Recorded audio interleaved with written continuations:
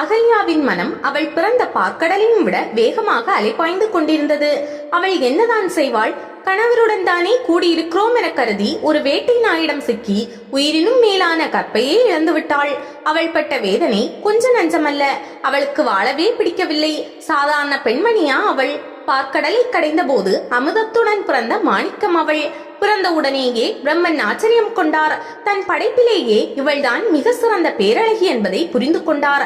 தன்னை அறியாமலேயே அவளை அகல்யா என அழைத்தார். அகல்யா என்பதின் பொருள் அழகில்லாத இடமே இல்லாதவள் என்பது.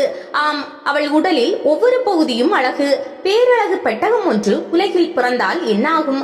நான் நீ என போட்டுக்கொண்டு அகல்யாவை திருமணம் செய்து கொள்ள பெரும் போட்டியே நிகழ்ந்தது. இந்திரன், வாயு, அக்னி, யமன் ஆகியோர் போட்டியிட்டவர்களில் முக்கியமானவர்கள். எல்லாருமே பிரம்மனிடம் வந்தனர். அகல்யா எனக்கே சொந்தம் என 4 பேரும் வாதிட்டனர். பிரம்மன் சிரித்தார். என் படைப்பிலேயே இவளை போல் சிறந்த அழகி யாருமில்லை என்பது உண்மையே. ஆனால் அவளுக்கேற்ற திறமைசாலி கணவனாக அமைய வேண்டாமா? அப்படிப்பட்டவனை தேடிக்கொண்டிருக்கிறேன். உங்களிடம் என்ன திறமை உள்ளது? ஓடிவிடுங்கள் என அவர்களை விரட்டினார். தேவேந்திரன் தன் தேவலோக தலைவன் என்பது உமக்கு தெரியாதோ? இதைவிட என்ன தகுதி வேண்டும் என்றான். அடுத்து வாயு பகவான், நான் தென்றலாய் வீசுபவன், புயலாய் சீர்பவன். உலகில் உள்ள ஜீவராசிகள் சுவாசிக்க என்னை தானே நம்பியுள்ளனர். நீர் படைப்பவர், நான் படைத்ததை வாழ வைப்பவன். இதனால் என்னை விட வலிமை உள்ளவர் யார் என்று எகத்தாளமாக பேசினான். இதை கேட்டு யமன் கலகலவென சிரித்தான். அடே வாயு, நீ சுவாசிக்க செய்து விடுவதால் பெரிய மனிதனா? உலக மக்களின் விதியை நிர்ணயிப்பவன் நான். உன்னால் சுவாசம் பெற்றவர்களின் மூச்சை நிறுத்துபவன். என்னை மிஞ்சி இவ்வுலகில் யாரும் வாழ முடியாது. அனைவர் உயிர் என் கையில் என்றான் அலட்சியமாக. அப்போது அக்னி தேவன் வந்தான். டே யமப்பயலே, என்ன உளறுகிறாய்? உன்னால் பறிக்கப்படும் உயிர்களை எரிப்பவனே நான் தான். வடிவில் உலக உயிர்களை கொண்டு சேர்ப்பவன். ஏன் அனைத்து திருமணங்களுக்கும் நான் தான் சாட்சி. அக்னி சாட்சி இல்லாமல் உலகில் நல்லதும் நடக்காது, கெட்டதும் நடக்காது. நீங்கள் வகையாய் சாப்பிட உணவும் கிடைக்காது என கிண்டலாக சிரித்தான். பிரம்மன் அவர்களின் சண்டையை தடுத்து நிறுத்தினார். நீங்கள் உங்கள் வீர பிரதாபங்களை பறைசாற்றிக் கொண்டது போதும். உங்களுக்கு ஒரு போட்டி வைக்கிறேன். அந்த போட்டியில் வெற்றி பெறுபவனுக்கு அகலிகையை திருமணம் செய்து வைக்கிறேன். போட்டிக்கு தயாரா என்றார். வீரர்கள் 4 மார்த்தட்டி நின்றனர். பிரம்மன் போட்டியை அறிவித்தார். 2 முகம் கொண்ட பசு ஒன்றை கண்டுபிடிக்க வேண்டும்.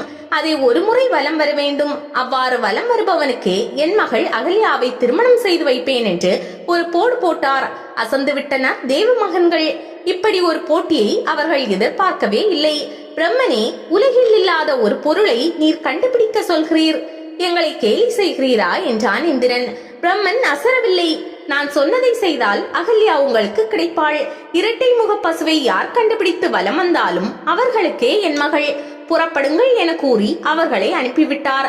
இந்திரன் தன் ஐராவத யானையின் மீதும், அக்னி ஆட்டுக்கிடா மீதும், யமன் எருமை வாகனத்தின் மீதும், வாயு தன் மான் வாகனத்திலும் சென்று எல்லா உலகங்களிலும் இரட்டை முக பசுவை தேடினார். உலகில் எந்த மூலையிலும் அப்படி ஒரு ஜீவன் இல்லை. இந்த நேரத்தில் நாரதர் கௌதம முனிவரை சந்தித்தார். முனிவரே, இப்போது தேவலோகத்தில் ஒரு பெரும் போட்டி நடந்து கொண்டிருக்கிறது. பார்க்கடல் கன்னி அகலிகையை திருமணம் செய்ய தேவர்களுக்குள் கடும் போட்டி. அவர்களை விட நீங்கள் உயர்வானவர் என்பதில் எனக்கு சந்தேகமில்லை.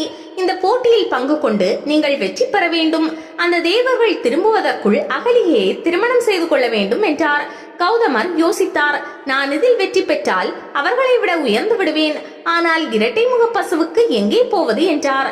நாரதர் சிரித்தவாறே, முனிவரே, இரட்டை முக பசு என்ற ஒன்று உலகில் இல்லை என்பது அனைவரும் அறிந்த ஒன்றுதான்.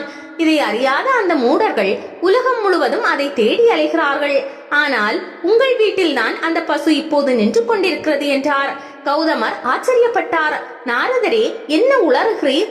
ஏதாவது கலகம் செய்ய வேண்டும் என்ற நோக்கத்தில் என்னிடமே உன் வேலையை காட்டுகிறீரா என சற்றே கோபத்துடன் கேட்டார். நாராயணா, நான் ஏன் உங்களிடம் விளையாட்டு காட்டுகிறேன்? உங்கள் வீட்டு காராம்பசு இப்போது சினையாக இருக்கிறது.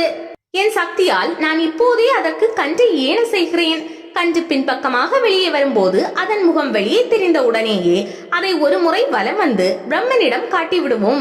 பிரம்மன் தன் மகளை தந்து விடுவார் என்றார். நாரதரின் புத்தி கூர்மையை கௌதமர் பாராட்டினார். அவர்களின் திட்டப்படியே எல்லாம் நடந்தது. அகல்யா கௌதமர் திருமணம் சிறப்பாக நடந்தேறியது. அவர்களுக்கு ஒரு மகனும் பிறந்தான். இதை அறியாத 4 தேவர்களும் இரட்டை முக பசு கிடைக்காத விரக்தியில் தேவலோகம் திரும்பினார். அகல்யாவுக்கு திருமணம் நடந்து குழந்தையும் பிறந்து விட்டதை கேள்விப்பட்டு வருந்தினார். ஒரு லகுவான வழி இருந்தும் இரட்டை முக பசுவை தேடி அலைந்த தங்கள் முட்டாள்தனத்தை நொந்தனர்.